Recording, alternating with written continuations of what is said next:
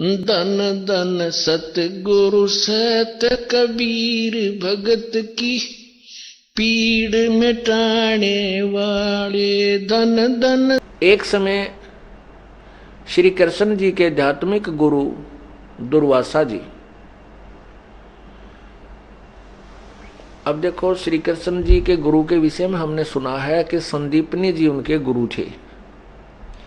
ये incomplete knowledge है, अधूरा ज्ञान है।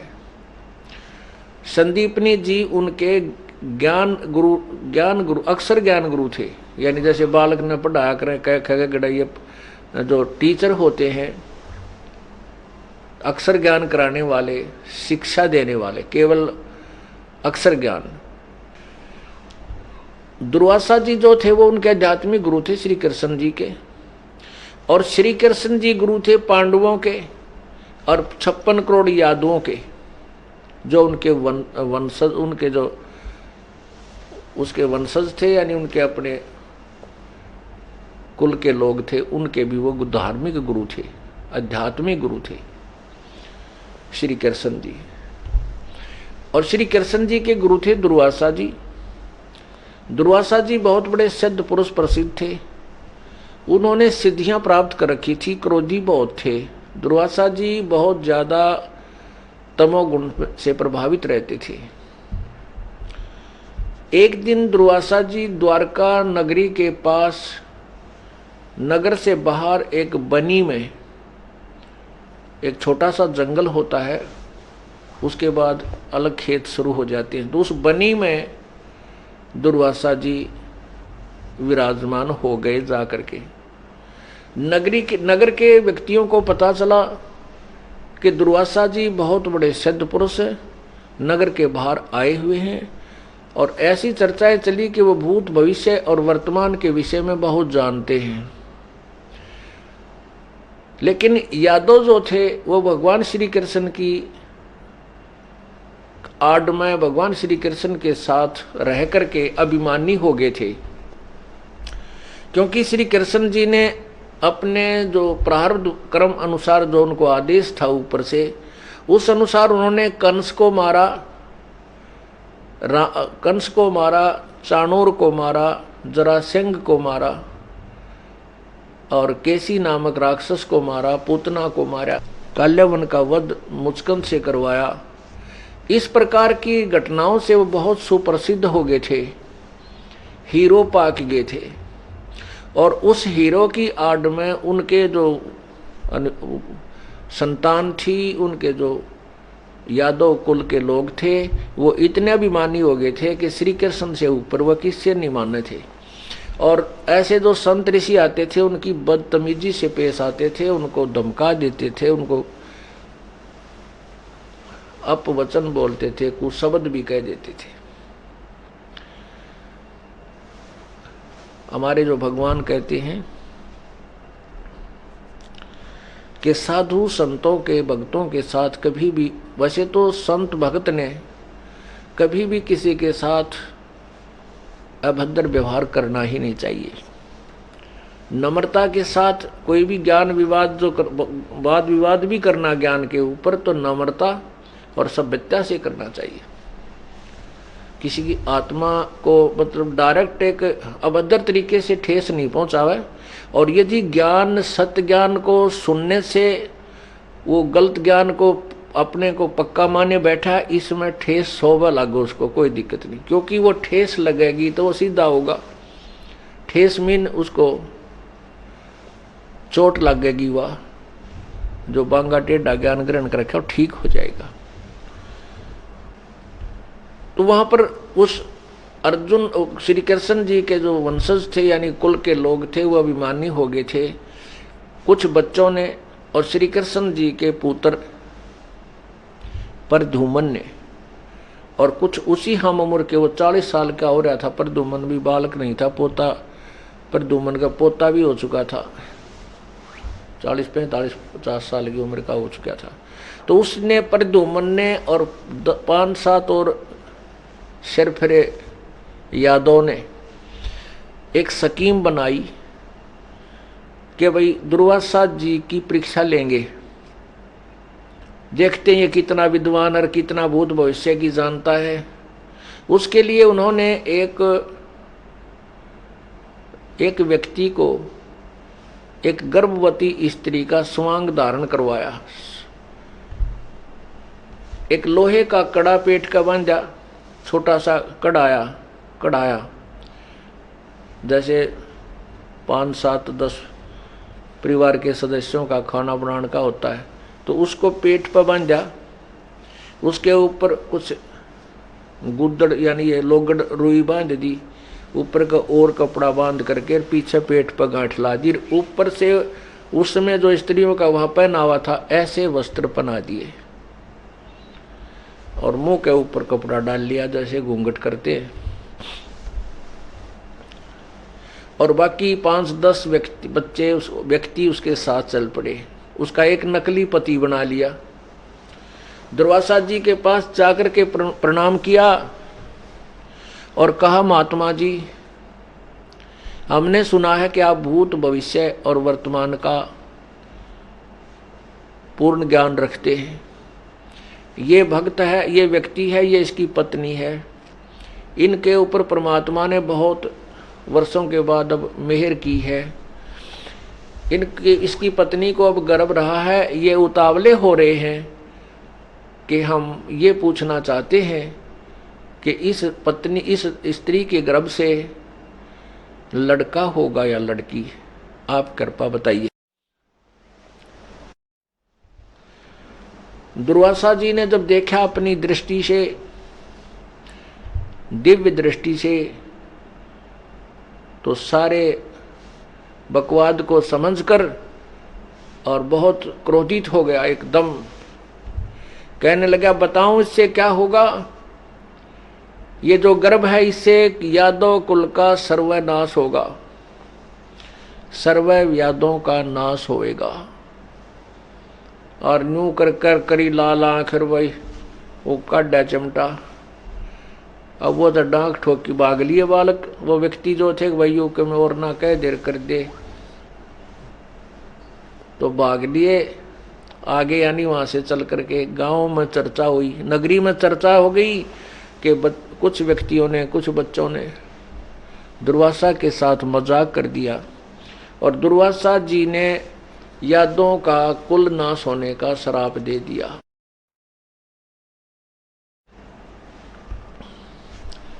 अब ये तो जो समझदार व्यक्ति थे उनको तो पता था कि भाई दुर्वासा का वचन था तोप का गोला है, ये तो कह दिया तो बात बिगड़ेगी।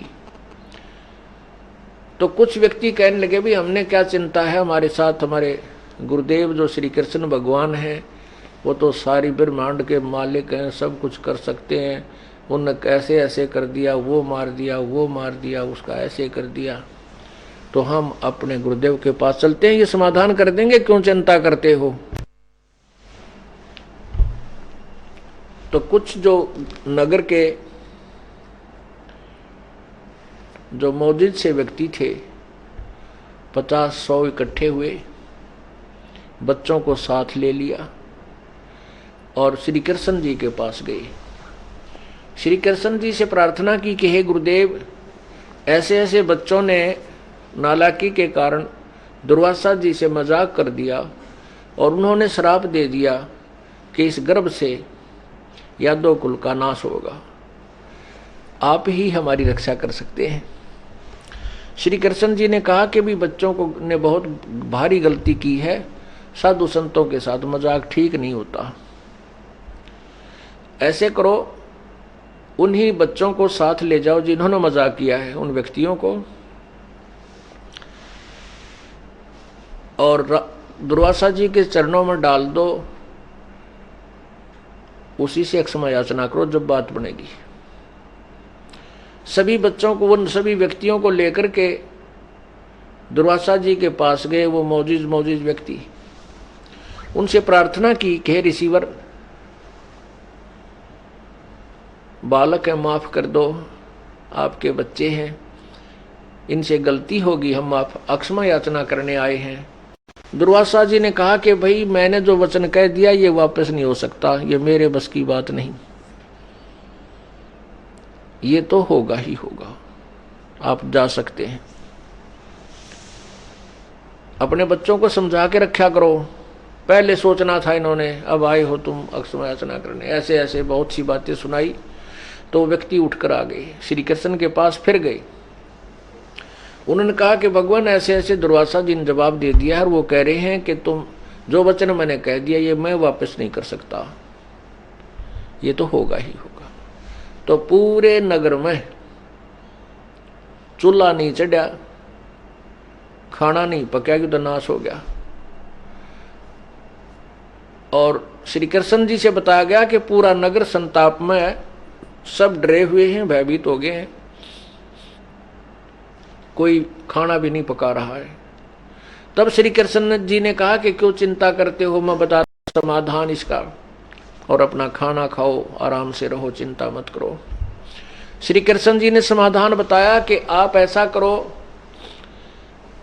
ये जो गर्भ बनाया था ना बच्चे के ऊपर आर्टिफिशियल, ये स्वांग कराया था, नकली गर्भ बनाया था, इसमें क्या क्या वस्तु थी, वस्त्र थे, और साथ में एक लोहे का कढ़ाया था। तो इनको ऐसा करो, कपड़ों को तो जला दो, और लोहे के एक जो कढ़ाया है इसने घिसा घिसा के इसका चूरा बना के प्रभास क्षेत्र में जाके और जमुना में डाल दो। अब ना रहेगा बांस, ना बजेगी बांसुरी, ये गर्भ का सामान ही नहीं रहेगा, तो फिर नाश किसका होगा अपना। जाओ आप ऐसा करो। इस समाधान को सुनकर सभी यादव लोग बड़े प्रसन्न हुए कि बड़ा भगवान ने तो कमाल कर दिया, बहुत ही अच्छा विधान समाधान बता दिया। और सभी अपने खुशी खुशी खाना बनाया, खाना खाने लगे और मस्ती से रहने लगे। उधर से ड्यूटी लगा दी, उस कढ़ाई को घिसा घिसा के और चूरा बना के जमुना में डालने की। 10 व्यक्ति तो 5 व्यक्ति डेली जावें और उसको घिसाएं पत्थर पे, और चूरे को फिर दरिया में डालते रहे। ऐसे चलता रहा। उनमें से एक कड़ा बच गया, कड़ा, बाकी कड़ा अभी जो है घिसा दिया, एक कड़ा भी घिसा दिया, एक कड़ा बच गया। वो ड्यूटी ला रखी थी एक मेरे जैसे आलसी की। उसने सोचा कि सब ने अपना काम निपटा दिया, 13 कड़ा रह गया। उसने कुछ घिसाया, बाहर थे कुछ भीतर थे, वो थोड़ा बहुत घिसा था, बाकी न्यू का नो जमुना में फेंक दिया, यूं का यूं डाल दिया। बात खत्म हुई, अपने अपने घर को आ गए। उधर से एक मच्छी ने उस चमकदार घिसने के कारण जो चमक हो गई थी उस कड़े में, उसको खाद्य पदार्थ जान के और खा लिया, अंदर निगल गई। वो मछली पकड़ दी एक शिकारी ने। वो शिकारी ने वो मछली काटी, उसमें तो निकला एक चमकदार धातु। उसने सुनार से दिखाया कि हो सकता है या चांदी हो, सिल्वर, लेकिन सुनार ने बताया कि चांदी तो है नहीं, लेकिन इस्पात बहुत बढ़िया है, लोहा बहुत ही उत्तम है। तो वो लेकर गया लोहार के पास। लोहार से कहा कि तो इसका मेरा बढ़िया सा एक तीर बना दो। शिकारी था, एक तीर बना दे मेरा, इसके आगे का एरो, बाण का जो तीर होता आगे नुकीला सा बाला टाइप, वो बना दे, और जहर से युक्त करके बना दे, विषाक्त बना दिया। वो शिकारी ने अपना सुरक्षित रख लिया। अब ये शिकारी कौन था? ये शिकारी वही आत्मा थी जो श्री रामचंद्र जी के समय में बाली था, सुग्रीव का भाई। और उस समय श्री रामचंद्र जी उर्फ विष्णु जी ने एक वृक्ष की ओट लेकर के धोखे से बाली को मारा था, क्योंकि बाली में एक ऐसी सिद्धि शक्ति थी कि उसके सामने खड़ा होकर के जो युद्ध करता था तो आधी शक्ति सामने वाले की बाली में आ जाती थी, और सामने वाला कितना विद्वान योद्धा था होता था, कितना शक्तिशाली होता था, वो परास्त हो जाता था। इस बात का पता था श्री रामचंद्र जी ने। श्री रामचंद्र जी ने पहले तो युद्ध करना चाहा आमने सामने खड़ा होकर के। जब रामचंद्र जी की आधी शक्ति उसकी तरफ पहुंचने लगी, उनके पैर उखड़ने लगे, तब सुग्रीव ने ये बताया कि आप वृक्ष की ओट ले लो, इसमें ये शक्ति है। तो रामचंद्र जी ने वृक्ष की ओट लेकर भारा पेड़ तब बाली को मारा था। जब बाली ने कहा था कि अगर तू योद्धा है और अपने आप को अधिक शक्तिशाली जानता, जब जानता तो मेरे सामने आकर लड़ता, धोखे से तो दुनिया मार दे, पर इसका तना फल भोगना पड़ेगा मिस्टर, ये तना बदला देना पड़ेगा मेरा। तब श्री रामचंद्र जी ने कहा भी ये बात तो मैं भी परिचित हूं, ये टिट फॉर टेट तो कहीं नहीं गया, अदले का बदला मैंने देना पड़ेगा। तो बाली ने कहा था कि कब दोगे, कि द्वापर युग में दूंगा। श्री कृष्ण बने वही विष्णु अर्थात श्री रामचंद्र जी वाली आत्मा, और सुग्रीव वाली आत्मा बनी वो शिकारी। अब इनका यहां फैसला होगा। अब क्या होता है कि उधर जो चूरा डाला था कढ़ाई का घिसा करके चूर्ण, उससे एक तेज मोटे मोटे ईंख जैसे पठेरे जैसे पत्तों का एक घास उग गया, और उसके इतने तेज पत्ते हो गए तलवार की तरह। जैसे आपने ये कुछ देखी होगी, डाब जिसने कहे, डाब एक सिंपल सा घास दिखा करे, और उसके पत्ते इतने तेज तिखे होते हैं अगर यदि उसको उंगली का लपेटा आकर या उंगली का ऐसा थोड़ा ढीला लपेटा और झटका लग जाता है, उंगली ने आधी काट दे, खाल खाल ने कती तार देती है, जख्म बना देती है पूरा गहरा, जैसे कोई चाकू लगा हो। हमने ये देखा हुआ खेतों में। तो इससे भी तेज पत्तों का घास उग गया, बहुत बड़ा बड़ा हो गया। उधर से क्या होता है कि नगर में उस द्वारिका के अंदर ऐसा उपद्रव मच गया कि कोई बड़े छोटे की लाज रही नहीं, सब उल्टे सुलटे बोलने, आपस में लट्ठम लट्ठा सिर फड़ुआ के कोर्ट कचहरिया में खड़े रहे, और रोजाना की 2-4 हत्याएं होने लगी नगरी में प्रतिदिन। कोई किसी की सुने नहीं, सबकी लाल आंख होगी, ऐसी आग सी लगी, वो उसका दुश्मन, वो उसका शत्रु बन गया। तो ऐसा जब नगरी में कोई उपद्रव हो जाता है, बुद्धिमान जो पूरा समझदार व्यक्ति होते हैं वो क्या करते हैं, उसका समाधान कोई आध्यात्मिक तरीका ढूंढते हैं, उसके इलाज का, उसके समाधान के लिए कोई आध्यात्मिक तरीका खोजते हैं और उसका कारण भी पता कराना चाहते हैं। इसके लिए वो कहाँ जाते हैं, संतों के पास। श्री कृष्ण जी उनके गुरु थे, गुरु जी के पास जाना उचित होता है। ये जान करके फिर नगर के मौजिद व्यक्ति फिर श्री कृष्ण जी के पास गए। श्री कृष्ण जी ने से प्रार्थना की कि हे प्रभु, हे गुरुदेव, नगरी में ना जाने कौन सा पाप कर्म उदय हो गया नगर का, रोजाना झगड़े होते हैं, 1-2 हत्या रोज हो रही है, प्रतिदिन हो रही है, कोई बड़े छोटे की लाज रही नहीं, कोई किसी की सुनता नहीं, लाल आंखें करे फिरे हैं और हथियार टांगे फिरते हैं, ना जाने नगरी में कब के हो जाएगा। हे प्रभु, इसका कारण तथा समाधान बताइए।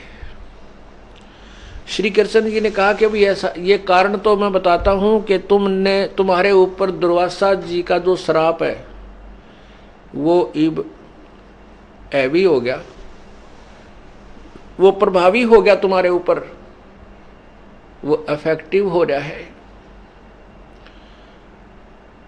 उसका समाधान बताते हैं। समाधान ये है कि तुम सभी जितने भी नर यादव हैं, नर यानी बालक, लड़के और पुरुष, बुढ़े से लेकर बालक तक, सभी के सभी प्रभास क्षेत्र में जाकर, जहाँ वो कढ़ाया घिसाया था उसको प्रभास क्षेत्र नाम था उसका, उस प्रभास क्षेत्र में जाकर के छवि स्नान करो जमुना के जल में, तुम्हारा श्राप उतर जाएगा, कट जाएगा, तुम्हारा श्राप नष्ट हो जाएगा जो दुर्वासा जी ने दे रखा है। फिर नगर में शांति हो जाएगी। पुण्यात्माओं, ये भगवान श्री कृष्ण द्वारा बताए गए समाधान तो ऐसे हैं जैसे हम छोटे थे, जब गांवों में पशुओं को रोग हो जाता था तो वहाँ क्या करते थे, एक आया करता सारंगी लेकर के आग लगाने वाला, वो हीर और रांझा की कथा सुनाया करता है, हीर रांझा की लव स्टोरी। और 10-15 दिन 30 दिन वो सुनाता था, 5-7 दिन, और फिर उस कहता था कि जब कथा समाप्त होगी तो सभी अपने पशुओं का छींटे लगवाइयो। जल धर लेता था एक झाड़ू सी का, कुछ की झाड़ू, डाब की झाड़ू सी बनाकर उस गड्ढे में भरकर न्यू मारा करता बैठ के, कि फिर तुम्हारे पशुओं के रोग। तो वो सभी लाते थे अपने पशुओं को उस पाखंडी के आगे, छोटे से बच्चे को भी और बड़े से बड़ी भैंस, गाय, बैल, बलद सबको, और सब पर छींटे लगवाते थे। होना जाना कुछ ना, वो तो अपनी वही दंत कथाओं के आधार से था। ऐसा ही समाधान श्री कृष्ण जी ने बता दिया कि जमुना में नहाओ तुम्हारा पाप कट जाएगा, वो श्राप कट जाएगा। अब श्री कृष्ण जी के बताए अनुसार सभी ने अपने छोटे छोटे बच्चे जो नवजात शिशु थे वह भी ले लिए, लड़के लड़की नहीं, नर यादव, उनको लेकर के फिर वहां पहुंच गए जहां वो प्रभास क्षेत्र था, जहां उस कड़ाहे का चूर्ण जो बना हुआ था, उस चूर्ण से उगे हुए, जो लोहे के चूर्ण से उगे हुए वो घास थे। अब वो क्या करें, पहले तो स्नान करें भी कहीं श्राप ना रह जाए हमारे ऊपर। स्नान करके बाहर आवे और सामने वो जो शत्रु बने हुए थे आपस में लड़ाई छोटी मोटी कहा सुनी से, वो सामने दिखे और लाल आँख कर ले, मुक्का मुक्का, गालम गाला। फिर वो घास उठा लें, वहां से उखाड़ लें, वो घास उखाड़ कर न्यू मारे एक दूसरे के। उस घास ने तलवार का काम कर दिया, क्योंकि वो तो आध्यात्मिक तरीके से सापित घास था, उस कड़ाहे का घास था। तो वो ऐसा चले कि उसने तलवार का काम कर दिया। 56 करोड़ यादव आपस में लड़के कट के मर गए, 56 करोड़। वहां 100 के ढेर लाग गए, जमुना का पानी लाल कर दिया। यमुना का जल कति लाल कर दिया। आगे क्या होता है कि सभी यादव मर गए, नष्ट हो गए, आपस में लड़ मरे। उधर से श्री कृष्ण जी भी जब पता लगा कि सब यादवों का नाश हो गया, वैसे विष्णु पुराण में यहाँ तक लिखा है कि कुछ बच गए थे ना जो यादव, वहाँ युद्ध हो रहा था, श्री कृष्ण गए वहाँ पर और उसने भी वो घास पाड़ लिया और बचे हुए यादवों को उसने खुद मारा, काट दिए सारे, अपने ही वंशजों का नष्ट कर दिया, अपने ही कुल का नाश खुद किया शेष बचे हुओं का। पुण्यात्माओं, अब ये देखना खेल कहाँ, ये तत्व ज्ञान आपको कैसी आंखें देगा। अब वो श्री कृष्ण नहीं, उसमें काल प्रवेश कर गया, यू काल करावे नाश सारे, और उसने जाकर शेष बचे यादवों को मार दिया और श्री कृष्ण फिर छोड़ दिया, जाए तू हट धक्के खानता। वो चलता चलता एक वृक्ष के नीचे बैठ गया और उसमें पैर पे पैर रखा हुआ था। श्री कृष्ण जी के पैर में एक पद्म था। पद्म एक ऐसा चमत्कार होता है जैसे अपने मुछ या तिल हो जाते हैं, ऐसा ही उनके पैर में आर्ट परमात्मा का दिया हुआ एक तिल था, ऐसा जिस चमकता था, वो उसको पद्म बोलते थे। दिन में वो ऐसा रोशनी करता था, रात्रि में तो जैसे 100 के बल्लभ का रोशनी होती है इतना चांदना करता था।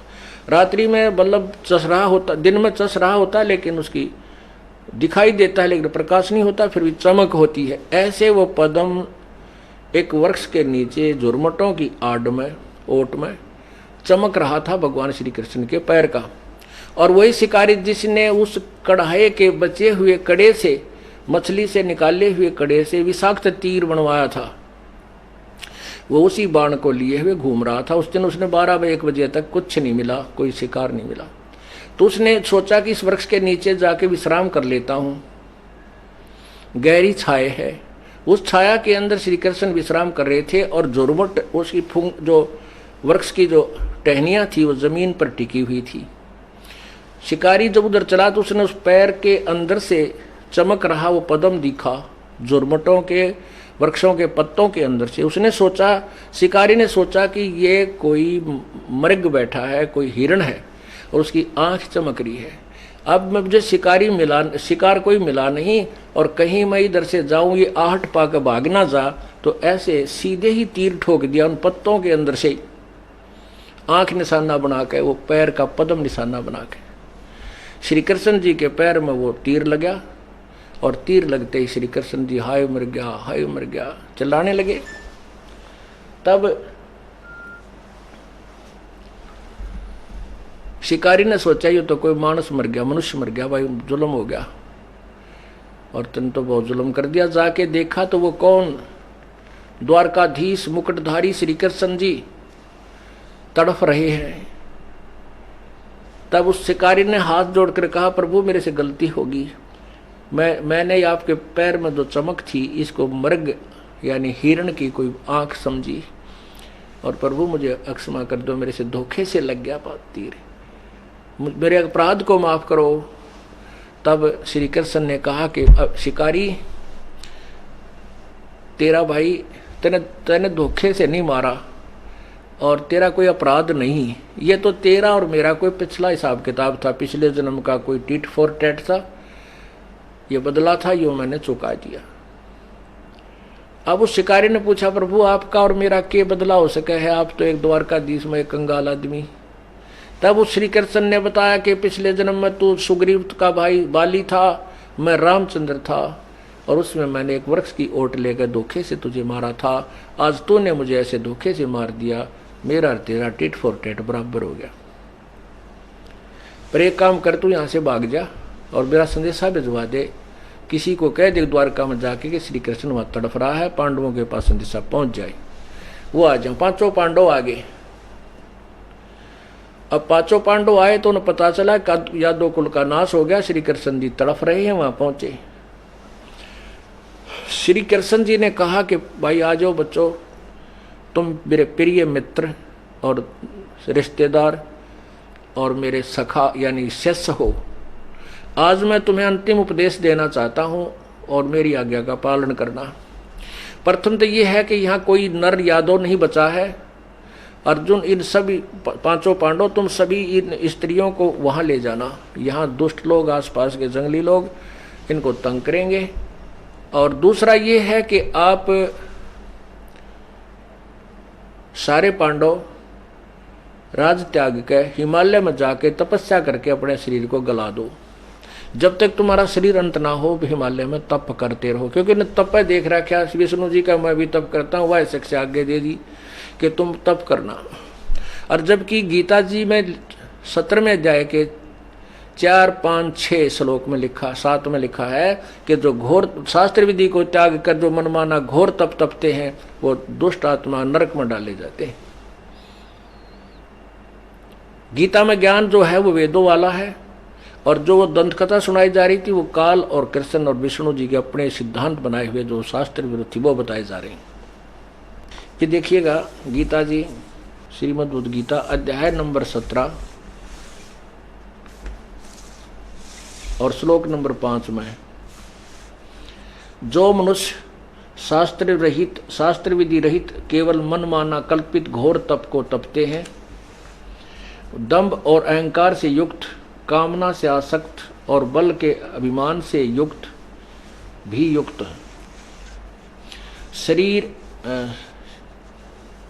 से युक्त, और छठे में कहा कि शरीर रूप से स्थित भूत समुदाय को और अंतःकरण में स्थित मुझ परमात्मा को भी वो क्रस करने वाले हैं, यानी दुखी करने वाले हैं। उन अज्ञानियों को असुर स्वभाव वाले जान। अब क्या बता दिया कि जो अपनी मनमानी तो घोर तप तपते करते हैं तो उनको शास्त्र विधि त्याग कर, क्योंकि शास्त्र के अनुसार जो तप लिखा है वो और है, वो 3 प्रकार के तप हैं, वो तप नहीं, उनको एक अलग से साधना बताई। जैसे हरिश्चंद्र ने वचन तप किया था कि मैं सत्य बोलूँगा, असत्य नहीं कहूँगा, उसके कारण उसने जो भी यातनाएं सहन करनी पड़ी उसने सत्य बोला, वो तप था। अब जैसे ये दास सत्य बोल रहा है, सच्चाई कह रहा है, हमें भी यातना सहन करनी पड़ी, जेल में भी जाना पड़ा, झूठे मुकदमे बना दिए, ये हमारा तप है। और तप का फल भगवान कबीर परमेश्वर सबको देता है। जैसे प्रहलाद ने यही सत्य बोलने का तप किया था, वाणी वाला तप किया था, अपने पिता से कह दिया था कि तू भगवान नहीं है और तेरे द्वारा बताई गई साधना परमात्मा प्राप्त नहीं करा सकती, उस परमात्मा की भक्ति से ही मोक्ष होगा। इसी से पिता पुत्र का झगड़ा हो गया और उसने खूब सताया। वो जो तप था उसको तप, वो शास्त्र अनुकूल तप था। और जो आंख मीच कर कितने बर्फ में खड़े होकर कितने ऊपर न पाक रखे कितने झूल गाल के, ये शास्त्र विरुद्ध और मनमाना आचरण तप है, ये नहीं करना चाहिए। इसी की सलाह श्री कृष्ण जी ने पांडवों को दी। तो उसके लिए श्री कृष्ण जी से अर्जुन ने प्रश्न किया कि भगवान वैसे तो आप जो कहोगे वैसे ही करेंगे, लेकिन तप करने से का उद्देश्य किस लिए? श्री कृष्ण ने कहा कि भाई तुमने जो युद्ध में पाप करे थे वो तुम्हारे ऊपर बहुत जबरदस्त प्रभावी हैं और वह पाप कट जाएंगे, तुम घोर तप कर लेना।